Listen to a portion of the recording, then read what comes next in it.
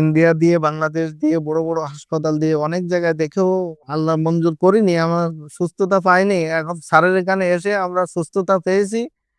সবাইকে আহ্বান করব যে আপনারা সর্বশেষ স্যারের এখানে ট্রিটমেন্ট নিন, নিয়ে যত দেখা গেল যে আপনারা সুস্থতা আহ কামনা করেন। এই পরীক্ষার রিপোর্টটার মধ্যে বলা হচ্ছে যে সম্পূর্ণরূপে আল্লাহর রহমতে বাচ্চাটা এখন ওই টিউমারটা আর নাই। যে টিউমারটা নিয়ে আমাদের টেনশন ছিল, টিউমারটা নিয়ে এত কিছু, সেই টিউমারটা এখন আলহামদুলিল্লাহ এই রোগীটার আর নাই। এই চিকিৎসার সময় চলাকালীন আমাদের ডাক্তার আসলাম সাহেব আপনিও অনেক ট্রিটমেন্ট করছেন, প্রেসক্রাইব করছেন। তো আপনি যদি এই ব্যাপারে কিছু বলতেন। পেশেন্টটা যখন আজকে প্রায় ৭ মাস আগে আমাদের এখানে আসেন, আমি ওনাকে ৩য়-৪র্থ মাসে বাচ্চাটা আমি কভার করছি। তো ফার্স্ট আমি রিপোর্টগুলো দেখলাম, রিপোর্টগুলো হলো মায়োফাইব্রোব্লাস্টমিক টিউমার। মায়োফাইব্রোব্লাস্টমিক টিউমারটা এটা ফুসফুসের এমনই একটা বিরল রোগ বা বিরল একটা টিউমার, যেটা 99% ক্যান্সারের ঝুঁকি থাকে।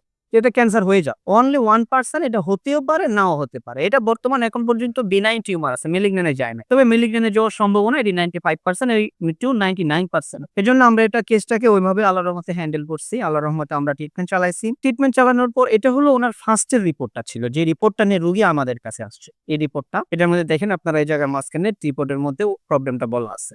এটা হলো যে আমাদের ফুসফুসের যে ব্রঙ্কাল ট্রি ২টা জায়গার দুই ভাগ হয়। ওই ২ ভাগের একটা ভাগ এই টিউমারের কারণে ব্লক হয়ে যায়। এটা মেক্সিমাম ছোট বাচ্চাদেরই বেশিরভাগ ঘটে এই রোগটা। তো সেই ক্ষেত্রে আল্লাহর কাছে হাজার, হাজার শুকরিয়া যে আল্লাহ এমন রোগীগুলাকেও আল্লাহর রহমতে সুস্থ করতেছে। এই বাচ্চাটা ৭ মাস ট্রিটমেন্ট চালানোর পরে আমরা ওনাকে গত মাসে বলছিলাম যে আপনারা এবার পরীক্ষাটা করেন। ওনারা যে পরীক্ষাটা নিয়ে আসছে, এই পরীক্ষাটার রিপোর্টটা আপনারা এখানে দেখেন। এই পরীক্ষার রিপোর্টটার মধ্যে বলা হচ্ছে যে সম্পূর্ণরূপে আল্লাহর রহমতে বাচ্চাটা এখন ওই টিউমারটা আর নাই। যে টিউমারটা নিয়ে আমাদের টেনশন ছিল, টিউমারটা নিয়ে এত কিছু, সেই টিউমারটা এখন আলহামদুলিল্লাহ এই রোগীটার আর নাই। এখন আল্লাহর রহমতে ৭ মাসের চিকিৎসায় এই বাচ্চাটা যেমন সুস্থ হয়েছে, আমরা জানি যে এই সমস্ত ট্রিটমেন্ট গুলো আপনি ইন্ডিয়া বলেন, সিঙ্গাপুর বলেন, থাইল্যান্ড বলেন, যেখানেই যান, এই সমস্ত বাচ্চাদের বা এই সমস্ত রোগের ট্রিটমেন্ট অপারেশন করলেই যে চলে যাবে বিষয়টা তা না। এটা পুনরায় আবার ফিরে আসে এবং খুব অল্প সময়ের মধ্যে। বড় জোর আপনি ৬ মাস থেকে ১ বছর সময় পাবেন, এর মাঝখানে আবার ফিরে আসে। কিন্তু আল্লাহর রহমতে এই রোগীটাকে একবার অপারেশনের পরেও যেহেতু আমরা এখন ট্রিটমেন্ট করতে পারছি, আল্লাহর রহমতে রোগীটা সম্পূর্ণরূপে সুস্থ আছে এবং রিপোর্ট অনুযায়ী সুস্থ আছে। আপনার বাচ্চাটা তো এখন রিপোর্ট অনুযায়ী আমরা সুস্থ পাইলাম। আপনার কি মনে হয় শারীরিকভাবেও শারীরিক ভাবে আগে ছাড়া এখন আল্লাহর রহমতে অশেষ রহমতে সুস্থ আছে।